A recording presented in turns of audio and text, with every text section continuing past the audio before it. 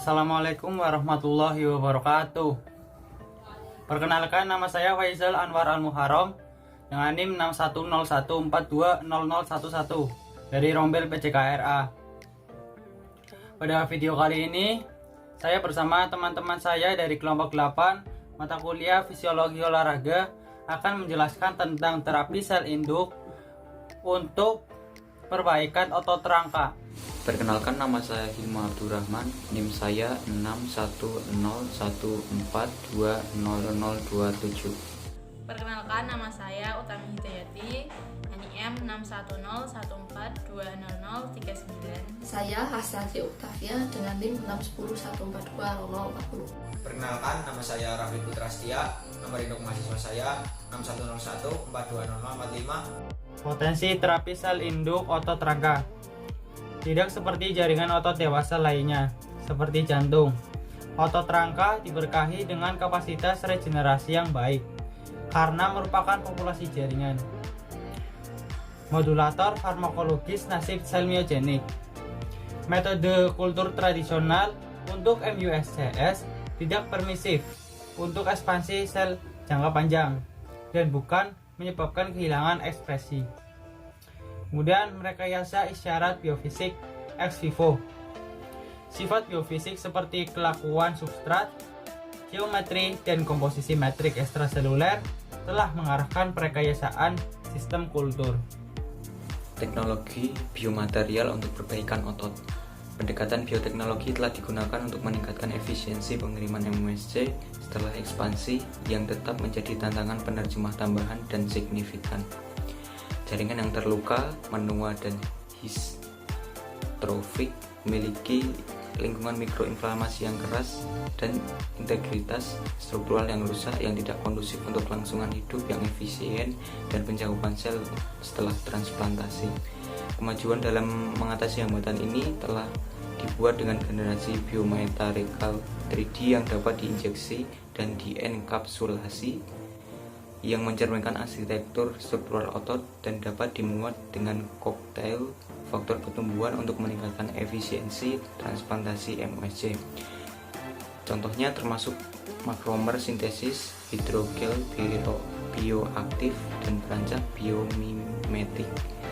VML ditandai dengan hilangnya jaringan otot secara permanen dan seringkali disebabkan oleh trauma seperti misalnya cedera medan perang.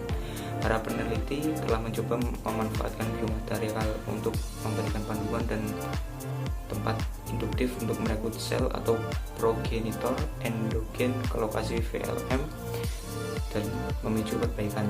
Contoh pendekatan ini termasuk transplantasi perancang aseluler yang terbuat dari bahan ECM sintetis atau bioaktif ke dalam lesi VML. Iterasi baru yaitu mengisi biomaterial dengan beberapa populasi yang menetap di otot termasuk MUSC. Sebelum transplantasi, menyediakan sumber tak hanya untuk pembentukan sel otot baru, tetapi juga untuk vaskularisasi dan deposisi matriks 31, 50, 51, 52, 53. Strategi ini memberikan hasil yang maksimal dengan implan biokonstruksi. Studi lain juga menyebutkan bahwa pengobatan VML dapat menyebabkan pemulihan sebagian fungsi otot. Meniru lingkungan yang meradang. Sel TCD3 terakumulasi dalam otot rangka 3-5 hari pasca cedera, dan sel TCD3+ dikultur bersama MUSC memfasilitasi skala besar MUSC lebih dari 20 bagian. Sel induk berpotensi majemuk sebagai sumber nenek moyang. HPSC atau sel induk berpotensi majemuk manusia dihasilkan dari pemrograman ulang sel sematik memiliki kemampuan pembaruan diri yang tidak terbatas. Tidak seperti MUSC yang memiliki kemampuan pembaruan diri yang tidak terbatas dan dapat menyediakan sumber sel untuk aplikasi terapeutik. Dan tidak seperti tipe sel neuroektoderm, jantung, dan garis keturunan endoderm dapat menghasilkan sel miogenik dengan efisiensi tinggi dengan potensi diferensiasi in vitro dan in vivo. Jadi dengan adanya aparatus tersebut, Myotope dan environment atau proses sel transplantasi kita menemukan sel yang tepat, organ yang tepat, dan mulai untuk berdiferensiasi meningkat dan menghasilkan myofiber dystrosin, sehingga eksperimen ini dinyatakan berhasil pada tersebut. Kemudian tantangannya yang pertama adalah pemahaman dasar tentang struktur mikro tidak mencukupi.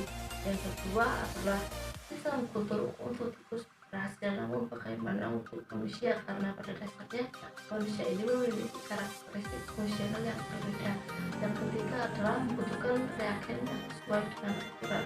Kemudian keuntungannya adalah terapi ini dapat memperbaiki jaringan otot yang rusak akibat trauma fisik, contohnya seperti IML. Kemudian adalah keoptimalan terapi ini bergantung pada konstruksi dan sistem penyerapan. Kemudian adalah alur terapi dari sistem ini adalah yang pertama adalah kasus stem cell diisolasikan progresif dari diferensial iPSCs. Kemudian yang kedua adalah peluasan maksimal stem cell ex vivo dari bagian lingkungan in vivo sehingga terjadi pembaharuan secara mandiri. Kemudian yang ketiga adalah pengiriman masal stem cell yang tidak terdiferensiasi ke otot yang tidak akan secara struktur, sementara yang meningkatkan efisiensi dari transplantasi.